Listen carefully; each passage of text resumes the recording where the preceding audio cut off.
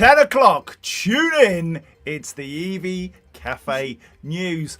Half an hour of what's happening in sustainable transport with expert analysis, brought to you in association with Drax Electric Vehicles, with added spice from the EV Café crew. Now then, we've got Sarah Spice, or Skip Spice as we know her.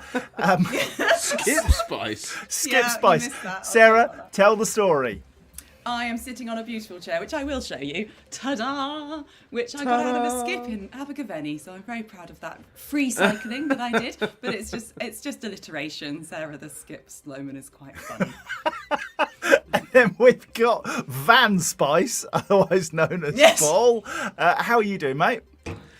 But very spicy. Clearly, it's a spicy day. I've got cleaners in the background, so they'll come on and be all noisy shortly. But in the meantime, they're cleaning the carpets. It's Christmas and all that sort of stuff. I know.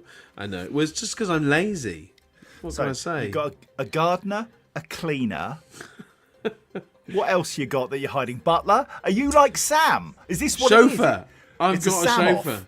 Yeah, well, see, like Sam talks about it, I do it. There is that. Oh, right, on that bombshell, grab a cuppa and plug into what's happening in clean transport this week, because we got shed tons to get through. Now, coming up, battery electric vehicle growth continues to near ZEV mandate levels. Paul, I'm coming to you for that one. Ooh, Great Britain breaks its own wind power record. Thanks for your contribution, Paul. I'm coming to Sarah for that one. Elegant. Thank you. I'm glad you did it like that. Thank you. I appreciate it.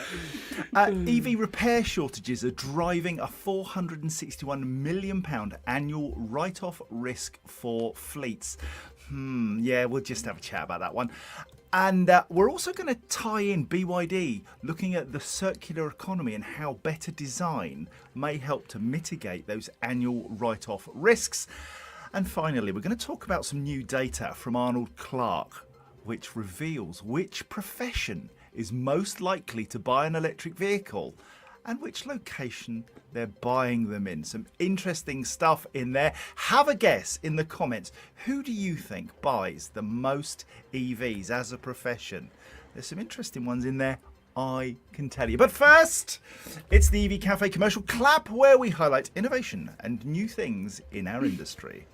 The Commercial Clap from the EV Café. Innovation applauded. Now I'm working hard on my video skills, and we've got a little video to introduce number one. So, Joe, could you run it?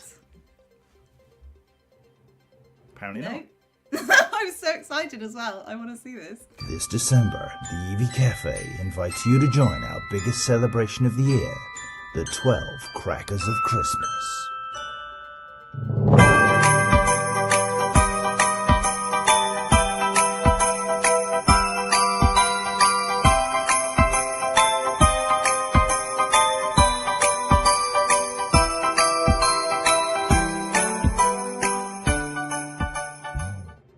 And they were my very own jingle bells. Now, we're raising funds for the Samaritans and the NSPCC as we celebrate the unsung heroes of our e-mobility world.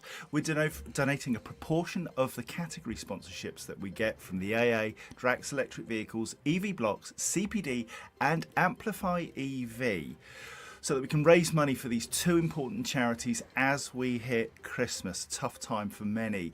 And it's about these 12 Crackers of Christmas, nominated by you, those people that we know in the background who just get on and do stuff, never hit a stage, never get an award, never get a shout out, but they matter.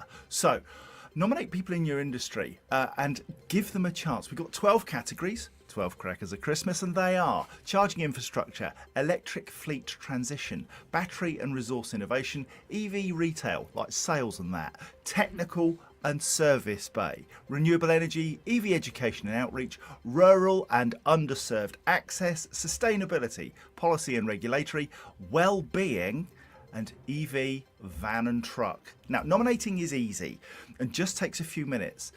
So don't let their brilliant work go unnoticed. I'm going to put a link into the chat in a minute for you to be able to nominate your EV 12 champions on Crackers of Christmas. But the process to nominate isn't just a quick, hit a button. You need to put a little bit of effort into it. Sarah, can you explain a bit more?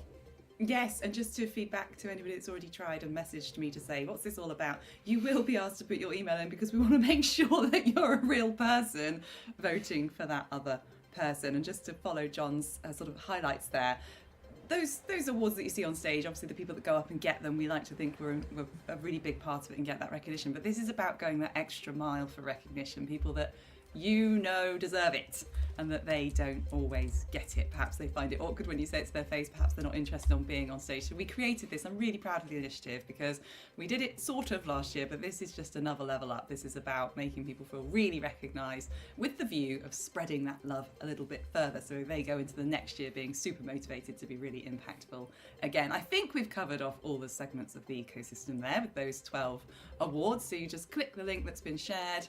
You then have to give your name and your email. That is it. And when you get through, you just click on the category that you think best fits the person. So yeah, as we say, very proud of those two charities. They've both been in touch. Both charities have been in touch to say thank you for your support. And if you have any problems with nominating anybody, send a message to paul.kirby@evcafe.org and he'll sort it all out for you. I will help out. Because will I've got too. all the time in the world. It's fine. Yes, we'll be absolutely happy to.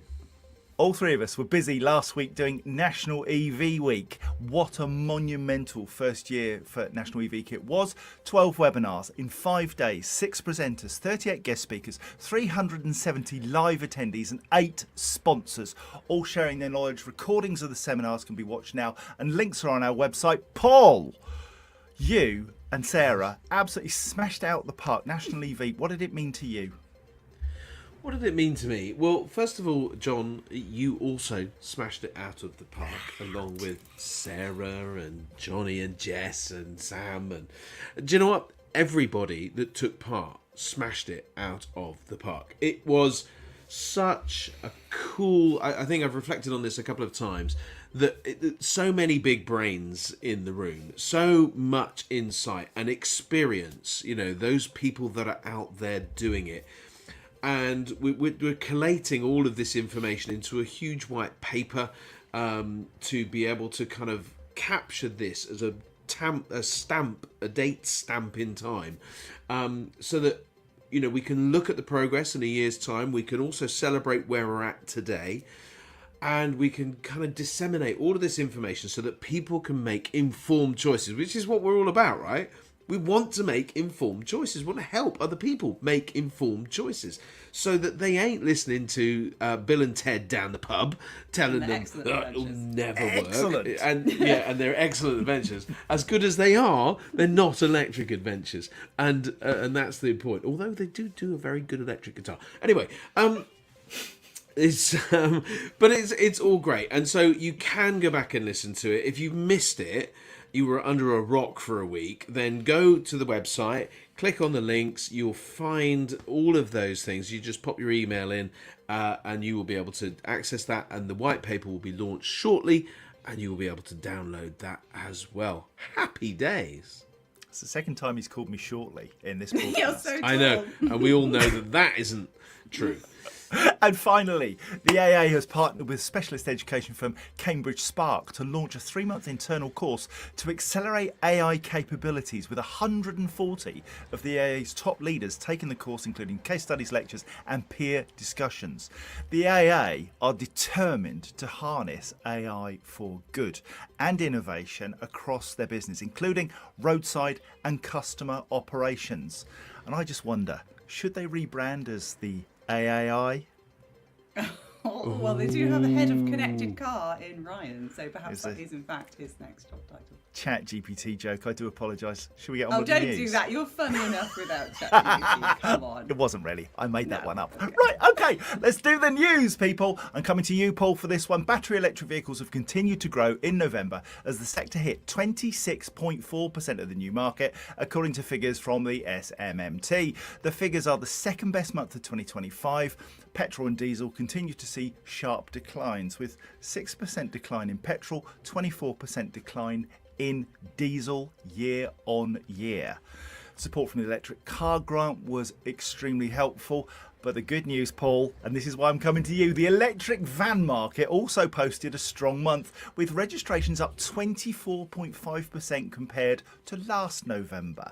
This pushed electric vans to 12.5% market share, making it the best November on record, and confirming that vans have now joined cars in tracking towards ZEV mandate compliance, after April's adjustments lowered the implied target to 9.35%. You must be thrilled that all your hard work has finally paid off, Paul. We're not there yet, folks. No. Just hate to say it. There is, the ambition was 16% of all registrations of tracking for the year. And this implied target, this effectively reduced amount, is because obviously the manufacturers have the ability to offset other achievements in reductions of CO2, which is also good news.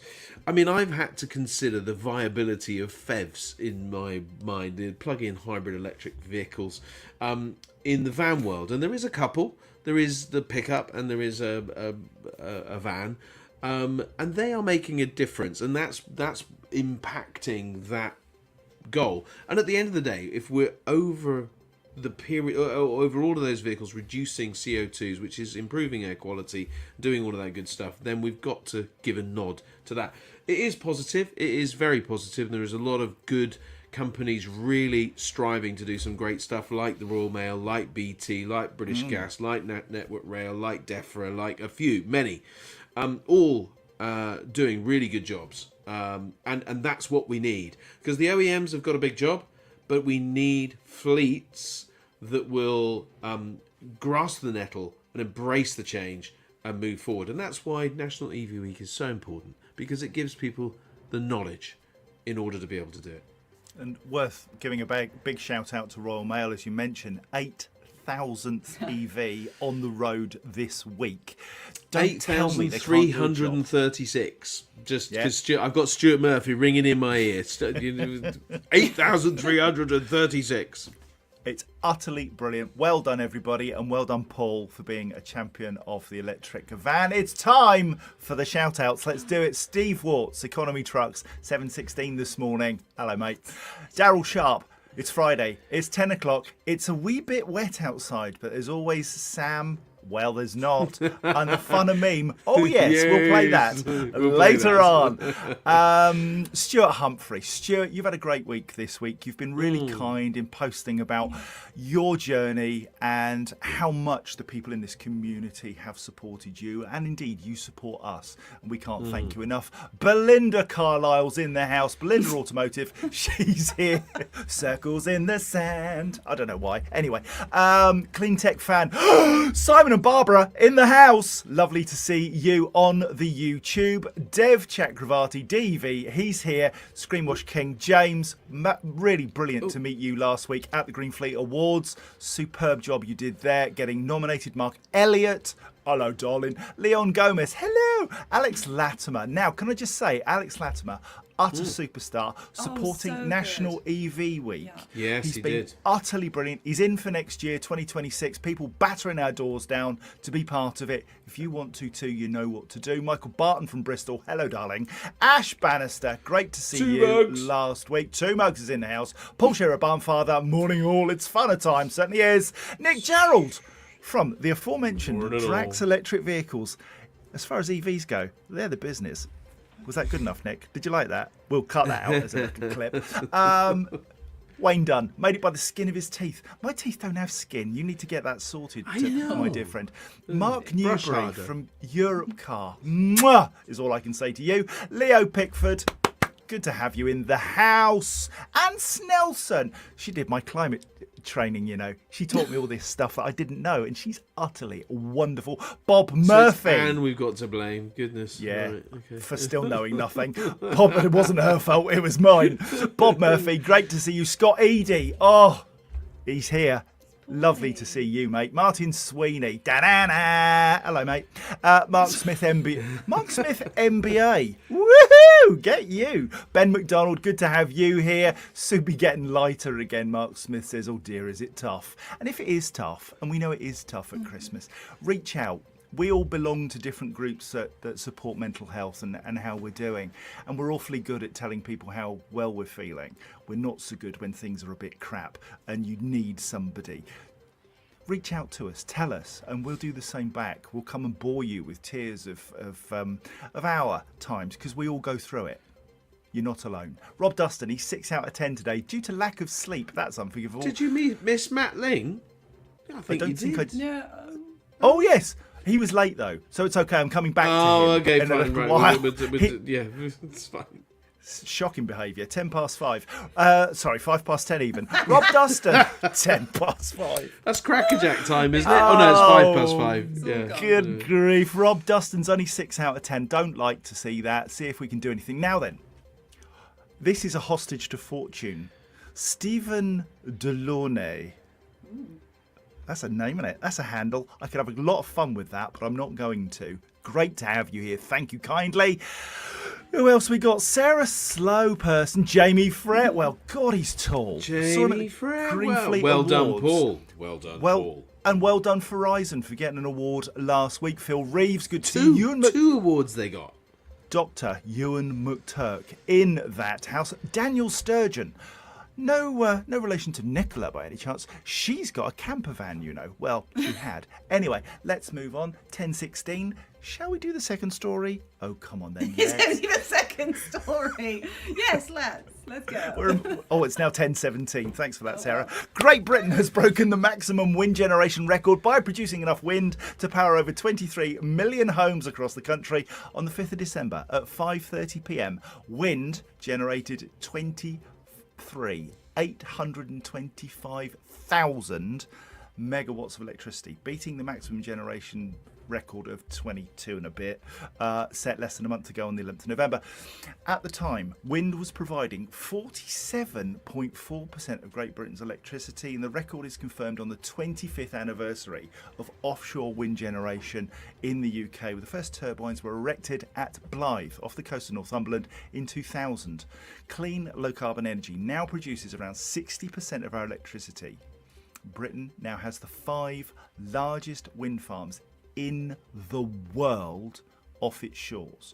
And in July, Britain hit a new solar power record, generating 14 gigawatts. It's an energy revolution, people, and we heard all about it on National EV Week. It is utterly brilliant, isn't it, Sarah, to see these numbers coming through. We all rely on renewable energy so much. Yeah, and that's such a great demonstration piece there by AW Energy. They've got a massive turbine that you can see for miles around, and it's the first sort of directly connected to the site turbine, so that's why they can offer the cheap electricity there. But more than that, if we can all just cast our minds back to when we were children and teenagers and the whole NIMBYism was born, not in my backyard, and people saying, I don't want wind turbines up and down the coast of Cornwall and Devon and Wiltshire and all the places that we know and love. Well, now we're seeing why that was so important to do that. And the EV Rally went to Blyth to go and see that humongous site.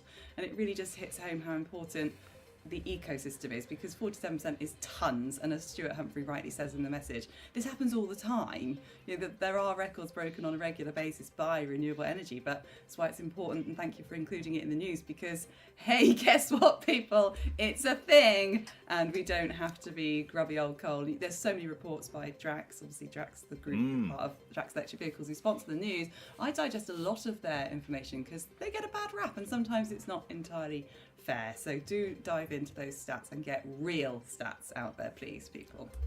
2 comments there. One is, of course, Leon Gomez rightly points out the hydro contribution to renewable energy. And Paul, you visited Drax's hydro facility in Scotland. Utterly brilliant. And the other comment was that, unfortunately, we're still paying approximately £1 billion per annum for solar and wind curtailment. Madness. Invest in more.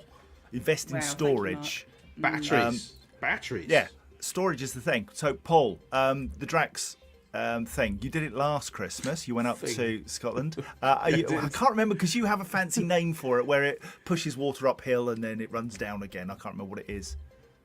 Well, it is hydro. I can't remember the name either. Yeah, but yeah. thing. There you go. It's hydro, but it's not hydro. It's anyway.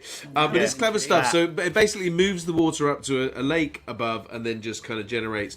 And the crazy thing is, you can turn on. I think it's like 5 gigawatts. Somebody will correct me. Nick, perhaps in the comments, will correct me. But I think it's 5 gigawatts. They can turn on in around 30 seconds. Is it pumped storage? Is that the thing?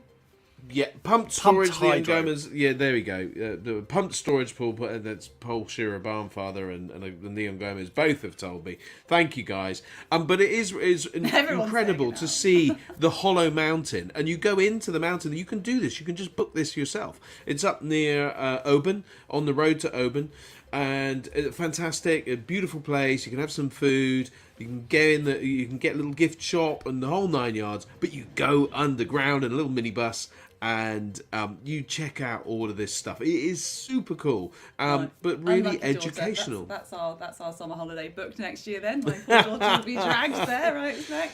Absolutely, go for it. I've often been described as a hollow mountain. Just FYI. FYI. We all know you've got a big heart in there, John. One thing that I was interested in. Yeah. We were talking about names, code names for, if you're a pilot, you have these call signs. So we had, Maverick and Viper and all that sort of stuff from Top Gun. And I'm just wondering, what are our call signs? So, Sarah, Paul, me, put them in the chat. What would we be if we had a call sign each? I'm fascinated to know this. And don't forget Sam and Johnny, because I want to do something graphical with this. So, we are the pilots of the revolution. What are our call signs? Come on, let's know. Now then. Let's 1022. Let's move on.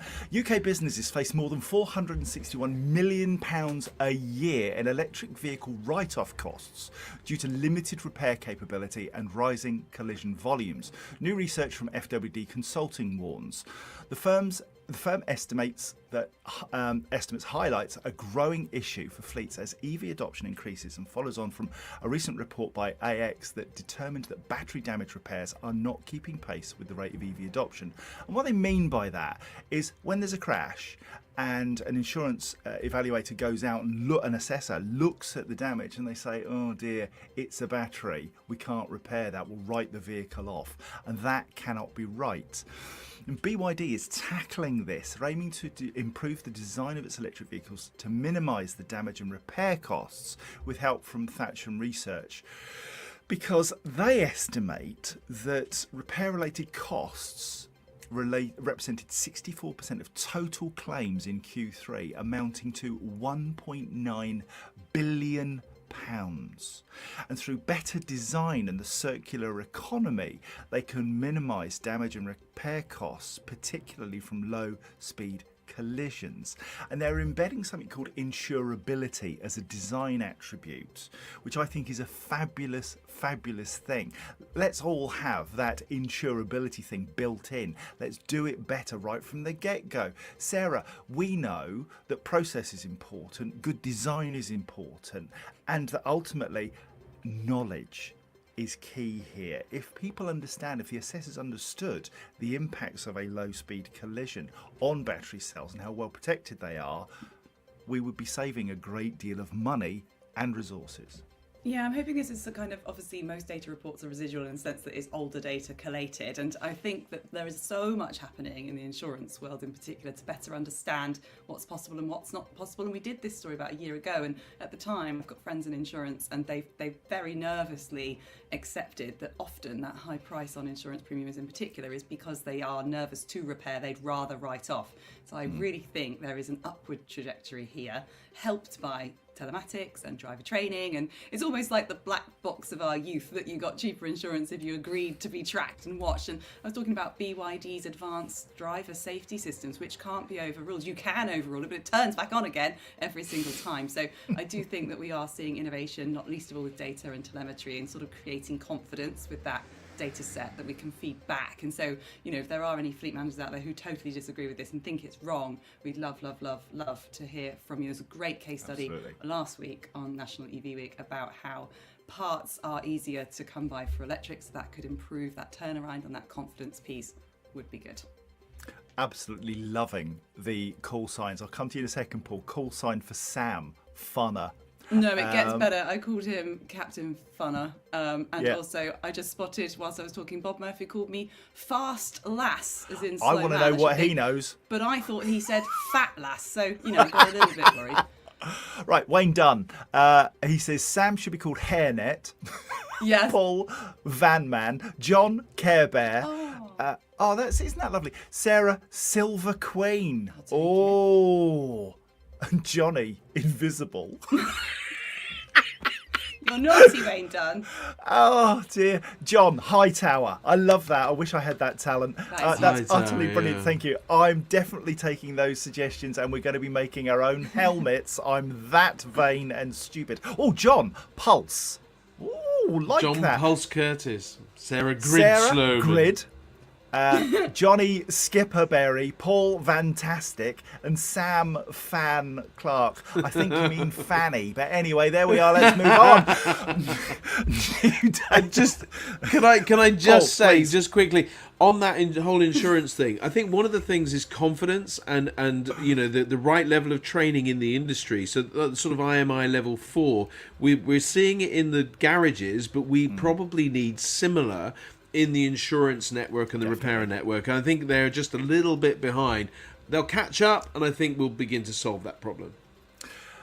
You're absolutely right, Paul. As always, when Sam's not here, you're always right. New data has revealed that the professionals who are most likely to buy electric cars, Arnold Clark, one of the largest car dealers in the UK, has found that 17% of their EV customers last year described themselves as managers or directors. No real surprise there. But second in the list, teachers, making up 5% of the cars that they sell, or the electric cars that they sell. And then nurses, wow. Police officers, public servants, this is interesting. So people who are part of the system. And I guess that's because they get salary sacrifice benefits. I don't know. Let us know what you think. Engineers, also, I suppose they're at the cutting edge of an awful lot of the things that they do. The data also found that a quarter of Arnold Clark's EV sales were to customers in the south of England. No surprise, I suppose, with ULEZ and congestion charging benefits and so on. 4% of the total sales were to customers based in the northwest of Scotland. It was revealed that most customers were based in the southeast of Scotland, in places like Edinburgh. There you go. So if you see a police officer in London in a petrol or diesel vehicle, just pull them over and have a quick word. Sarah. Just to point out that list, as you read it off, I kept thinking, right, well, they've both got quite predictable shifts in set locations, and they've probably got parking. So a teacher is likely to be doing the same journey, a hospital staff person likely to be doing the same journey, and also those institutions, which are mostly public owned, had a lot of grants and incentives for things like EV charging. So are we seeing a really positive pattern? I'd love to speak to Greenfleet, because of course they do a lot of events like this, round tables. They'll have some really rich data. I absolutely love Michael Barton's question. Michael the Brain Barton, who said, who is least likely to buy an EV? Yeah. Somebody who works for BP and Shell? Neighbour. Have a go at that. Who do you think is the least likely to buy an EV? Loving Stuart Humphrey's contribution. Jolt for me. Vigour for Paul. Vigour? Golly, vinegar. I like think that. it was. Well done, Stu. Vinegar. Sarah Passion and Passion. Sam Merriment. That is genius. Absolute genius. Grinch, I'd call him. Anyway. I think there's an irony in merriment. I think that's just I brilliant. do, yes, exactly. If you've got any clean transport PR or news stories you'd like us to cover, please send them to us at hello@evcafe.org and we will butcher them. Until next Friday, it's goodbye from me, and it's goodbye from my esteemed colleagues Sarah Sloman Sarah Fastlass Sloman, and Paul Van Man Kirby. No, Vigor. We like Vigor. Vigor. Vigor. All right, we'll go with Vigor. Vigor Van Man. This Vigor Van. There you go. Vigor Van Man. There we go. That's perfect. This has been an EV Café production. Other sustainability news services are available, but this is sponsored by Captain Funner. Fun. Is truly blessed to be partner with the AA, Webfleet Europe, Car of Echo, Utility Line, Schneider Electric, EV Blocks, AW Energy, CPD Bodies and True Charge with the EV Café, supporting the transition to clean transport. And in turn, the news is supported by Drax Electric Vehicles. Do not forget the 12 Crackers of Christmas. Next Wednesday, 12 o'clock, where we will be lifting up brilliant people in our industry. Nominate them today. Do something fabulous and call out a colleague, a friend, somebody you have met who you think deserves that little bit of recognition that they just rarely get. Enjoy the rest of your day and your weekend, wherever it takes you. Until next Friday, adios. Goodbye.